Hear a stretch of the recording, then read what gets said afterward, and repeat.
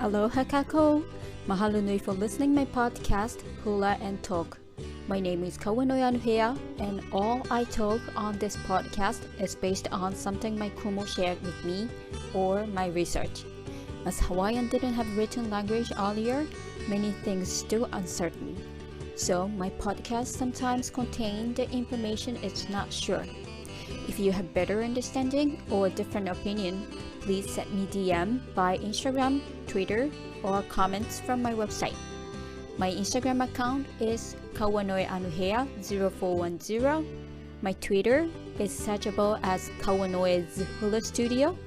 My website is kauanoeshulastudio.com without apostrophe. I would highly appreciate your opinion.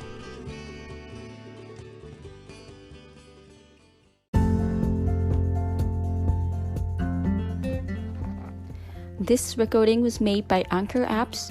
If you are interested to create your podcast, I would highly recommend Anchor Apps.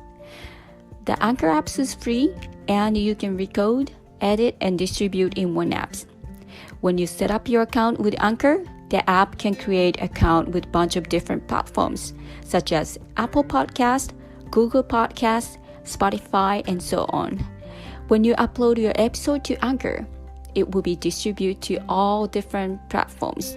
So if you're interested, download the free Anchor app or go to anchor.fm to get started.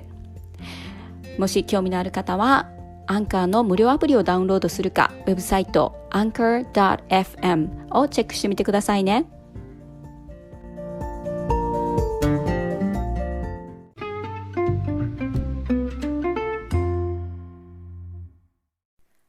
Hula has been part of Hawaiian culture since ancient times. Various places like island of Hawaii, Molokaʻi, Oahu, and Kauai claimed to be a birthplace of hula. They each has a different story and a different gods and human involved. Some say that iaka friend's Hopoe was the first dancer. Others called Kapo'ulakina'u the first divine patron of hula. Or some say that long and beautiful story of Keaomelemele as the foundation myth of dance. But today, I would like to share the Molokaʻi story which Uncle John Kaimikaua shared to my kumu during the session of Kuhi Laka.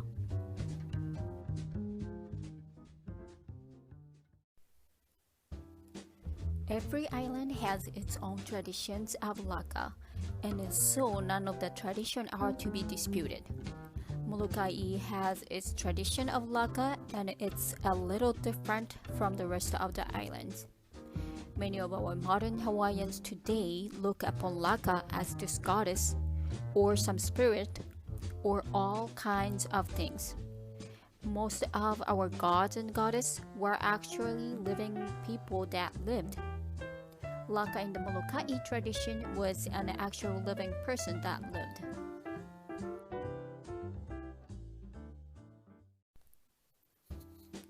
In Molokaʻi tradition, the hula began on Mauna Loa on the west end side of Molokaʻi. On the top of Molokaʻi is a district called Ka'ana. It is mentioned in the chant. In Ka'ana, the highest hill in Ka'ana is the hill called Pu'unana. Now, Pu'unana is the place where the La'ila'i family was born and lived. Now, other traditions state that Laka was the first woman of the dance, but Molokaʻi tradition is different. Laka was the fifth generation of dancers in the La'ila'i family. There were 4 generations before her that danced, and the people that danced lived at Ka'ana, and it was a family known as the La'ila'i family.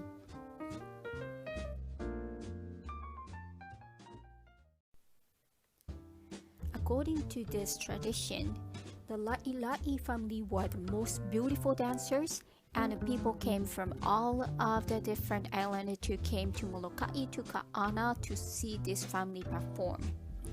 Now for 4 generations, people asked to be taught the hula, but the family would not teach that art form to anyone.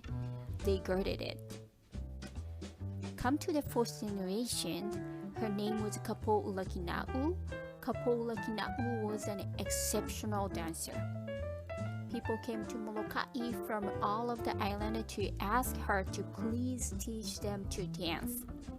Finally, Kapo agreed, but only if they could learn the hula under her kapu, under her laws. The people agreed, and when the word spread that the hula was going to be taught by Kapo'ulakina'u, so many people came to learn that Kapo could not handle all of them.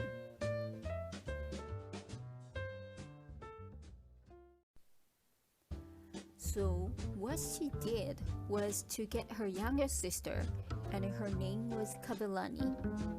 Kapo had a pet name for Kavelani. The pet name was Wahine Li'ili'i. She taught this younger sister the art of the hula, and Kavelani loved the hula, and she excelled and mastered the hula.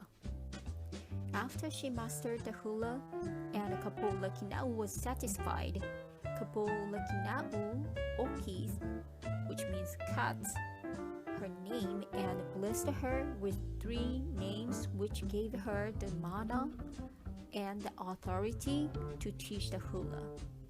The first name that she gave her younger sister was Ulunui. The second name was Laea, and the third name Laka. So Laka learned from her sister Kapo'ulakina'u how to dance. And then Laka and Kapo'ulakina'u dwelled on Mauna Loa.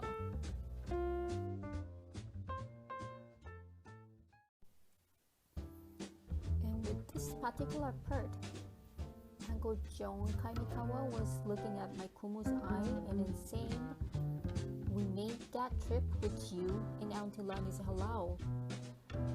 And then Auntie Lasni and the halau wanted to go to Ka'ana, so we went up there and sat on all of the stones and the platforms where Laka sat. So let's listen about the next section. As the story continues, Laka when she looked into the west in Molokaʻi from Ka'ana.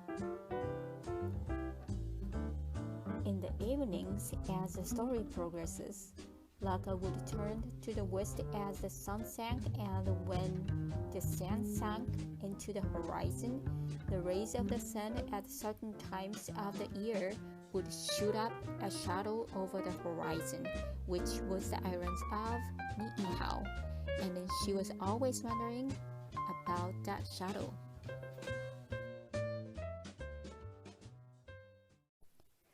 And so she made her canoe ready and she traveled to Ni'ihau. And when she went to Ni'ihau, the people were excited and greeted her, and she began to teach the hula on this island of Ni'ihau, and then they established it there. Now, when Laka approaching the islands of Ni'ihau, they say that at the bottom of her canoe was a loose board, and so as she stepped on that board, it made a sound, and she continued to step on it and make a beat, which she chanted to the people of Ni'ihau. That's how later on the tradition of the papahehi on Ni'ihau came to be, because of what happened with Laka, and the people developed that dance. So do you remember I was talking about the papahehi last time I was on the podcast? So the first person who played the papahehi is the Laka. There you go.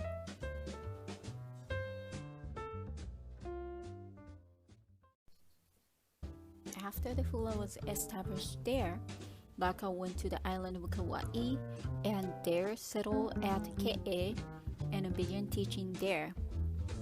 From Kauai, she moved to Oahu and taught the hula there, and from there to Maui. From Maui, she backtracked to Lanai, and then in her old age, she went to the island of Hawaii. When she went to the island of Hawaii, she settled in Puna because she loved the people of Puna.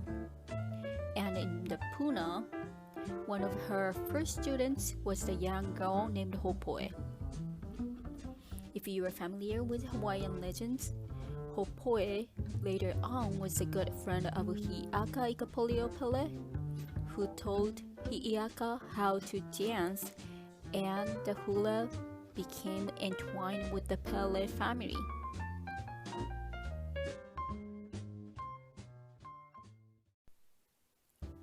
Laka, knowing that she was old, knowing that she was soon to die, after the hula was established there, returned to Mauna Loa to Ka'ana to live out the rest of the days. When Laka died, they buried her remains under the hill Pu'unana in Ka'ana. After that time, Molokaʻi became praised as Molokaʻi Kahulapiko, which means Molokaʻi the center or birthplace of the hula. That's a rough view of the Molokaʻi tradition.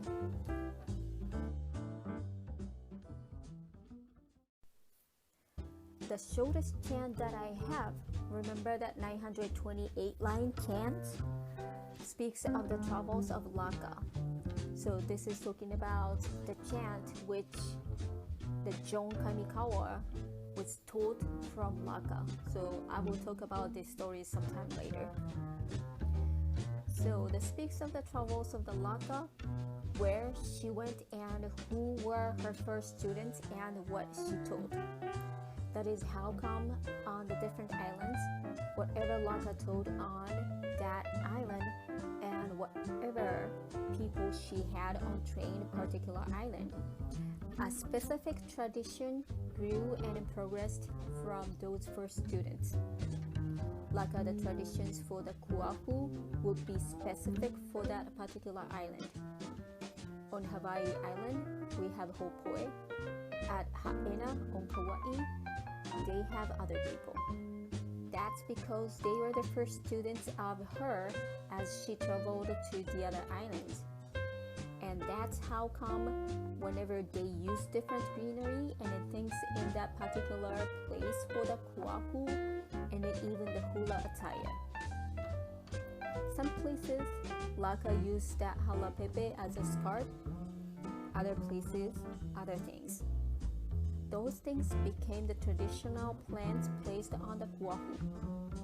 That's why there is such diversity of traditions, because of where she traveled and what she did. And those that were told kept those traditions.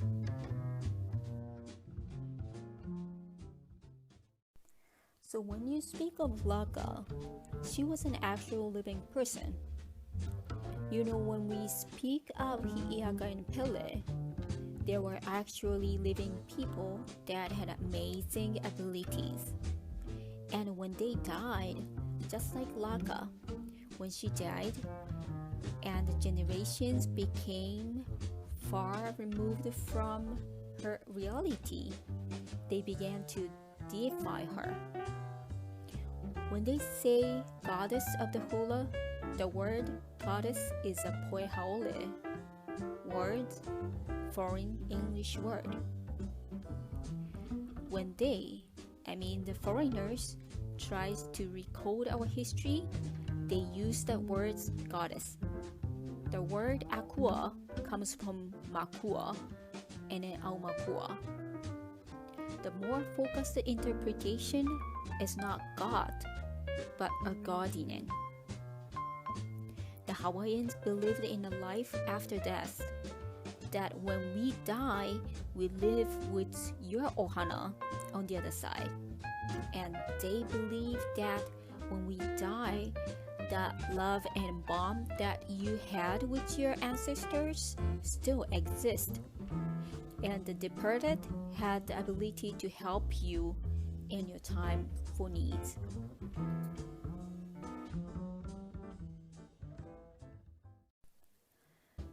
Just as when Laka died, they believed that if you called upon her and you lived a certain way, and if you kept your vessel, your body, clean, that because you were good and because you are asking for good things, she would come to help you because they believed in that kind of life hereafter.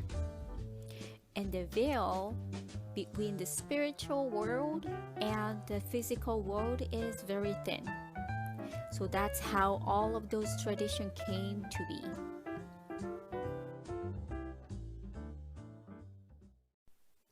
So this is the story of the Molokaʻi Laka, which is shared by Uncle John Kaimikaua to my kumu. I think it's fun to have a lot of different traditions, and we don't need to decide which one is true and which one is not. Well, because we have a lot of different traditions, we have like more colors and more of the different stories, and then that gives us the more variety, and we can enjoy more. We can have fun listening to stories too, and then we can create different type of hula too. So I would like to enjoy that all other stories too. So if there is a chance, I will probably share other Laka stories too. But from that next time, I would like to shift to the Mo'olelo story, and then after that, I would like to talk about the Kamehameha second. So keep you tuned.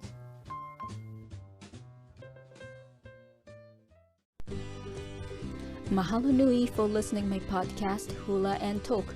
My name is Kauanoeanuhea. The background music during the main story was from sensussacred.com by Ambience. If you enjoyed my podcast, please share with your friends and family. And if you have a request or question, please feel free to DM me or contact me through my Instagram, Twitter, and website. Malamapono, ahui ho!